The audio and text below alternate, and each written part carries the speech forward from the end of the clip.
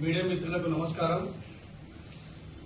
గౌరవ ఆలేరు ఎమ్మెల్యే వీలయ్య గారు నిన్నగాక మొన్న అసెంబ్లీ సమావేశంలో మాట్లాడుతూ మోడీ గారు రాకముందుకు కాంగ్రెస్ ప్రధానం చేసినటువంటి అప్పు 55 లక్షల కోట్లు, కానీ మోడీ గారు వచ్చాక 130 లక్షల కోట్లు అని పేర్కొనడం జరిగింది.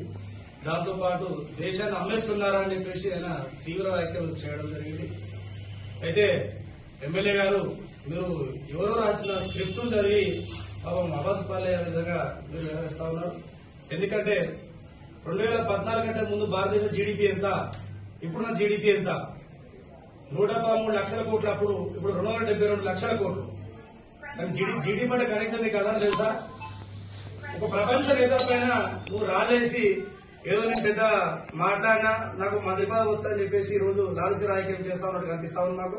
ఎందుకంటే ముందుగా సొంత కాన్స్టిట్యున్సీలో యాదగూడ పట్టణంలో ఒక 24 గంటల ఎంబీబీఎస్ డాక్టర్ ఒక ప్రభుత్వ హాస్పిటల్ లేదు. ఫస్ట్ దాన్ని సిగ్గు తెచ్చుకో. దాంతో పాటు బలిడే కాంట్రాక్టర్లు తట్టపుట్ట చదువుకుని వెళ్ళిపోతున్నారు బిల్లులు రాకుండా. నీ కాన్స్టిట్యున్సీలో పంట పొలాల్లో నీళ్లు లేక రైతులు అన్నమో రామచంద్రని బాధపడుతున్నారు. పంట పొలాలు పూర్తిగా ఎండిపోయినాయి. కరెంటు సప్లై లేదు. స్కూల్ విద్యార్థులు వంటశాలలో గదిలేదు. మా కుట్ట టౌన్ లో వంటశాల గదిలో రేపుల కింద వంటలు చేస్తారు.